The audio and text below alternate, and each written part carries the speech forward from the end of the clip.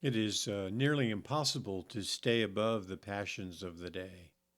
I feel as though the world is like a whirligig on top of a barn, just careening whichever way the winds blow, with a furious turning of its paddles and wings.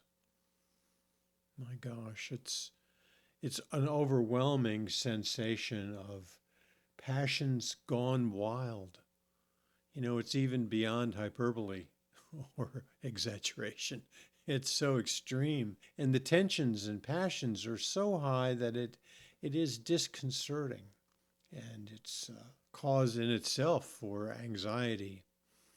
And I guess that's the point of a lot of it, to cause anxiety, to introduce a kind of psychosis which makes it easy for people to be manipulated and to be swayed and to be carried away by the events of the day and those who would like to use those events for their own gain.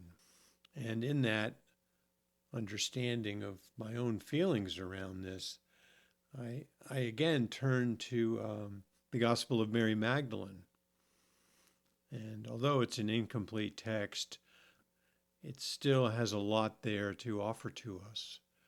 And I think it's fair to say it's a screenplay written probably around 400. And I think for a time it was in the possession of Carl Jung, and then later it has come to be more widely known. I think it showed up around the 1890s or so. It speaks directly to the issue that I've been kind of working through, and that is what I would consider to be an attention to matter, an attachment to matter, more than attention, attachment. What I mean is that people are caught up in the material world. Who has what and where are they going and what does it mean? Who will eat? Who will starve? Who will be blown up? Who will be vaporized? Who will survive and what will we do? And so Yeshua speaks to it. He says very clearly. And I wish I could read the whole thing. I'm a bad reader. But it's quite important to get a sense of what Yeshua had to say about these things. And so here's a bit from the dialogue number 1 of the Gospel to Mary Magdalene. Yeshua says, "Attachment to matter gives birth to passion without an image of itself, because it is drawn from that which is contrary to its essence. The result is that confusion and disturbance resonate throughout one's whole being. It is for this reason that I told you to find contentment at the level of heart. And if you are discouraged, take heart in the presence of the image of your true nature. Those with ears, let them hear this." So what Yeshua is saying to me is that we are in the image of God. And as we attach ourselves to things which have no image, we get very confused. In other words, we are attaching ourselves to things that are not beings. They are material objects, or ideologies, or ideas, or theories, or speculations, the politics of the day. And so what Yeshua is saying to us is that we need to pay attention to our image as an image of the Divine One. And we are here in that image. And when we attach ourselves to things which do not have image, in other words, they are not beings, we set ourselves up for massive confusion and distress. In the beginning of the text, it says, "And this is also the reason for sickness and death, because you embrace that which deceives you." Consider these matters, then, with your spiritual intellect.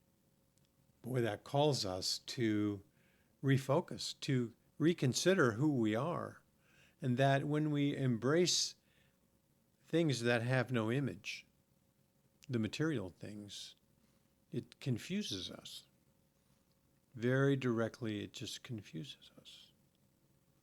And in that confusion, you make a lot of mistakes. Somebody bangs into your car and you're enraged and you pull out a gun and shoot him. It's just a car. What does it really matter? Can you get another one? Yeah. And so it is that we have allowed ourselves to become trapped by the material world. And there are those who prey on us because of our own entrapment. They manipulate us because they know we are entrapped. And the only way to extricate ourselves from this trap is to shift our gaze from the material world and again refocus on the divine hierarchy, the matters of spiritual intellect and of heart. That's where we find ourselves. That's where our direction is. That's where our orientation is.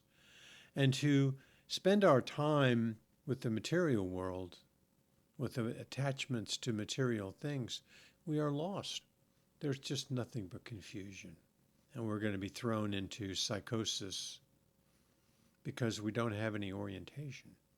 We've lost connection with our heart and with our spiritual intellect. So this text is calling us back to realize that these things that have no image that we are attached to are causing us tremendous distress.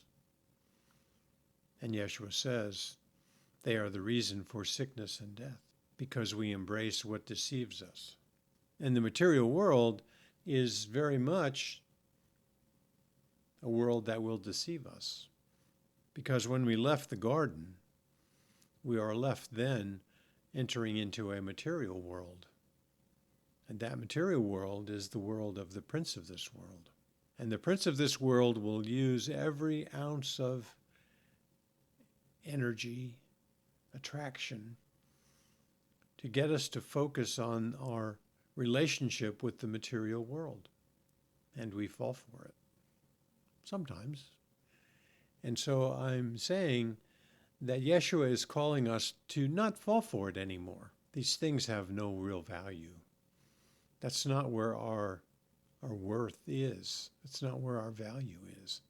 Our value is in our obedience to our calling in the divine hierarchy. That's where we find our meaning, and that's where we find our orientation.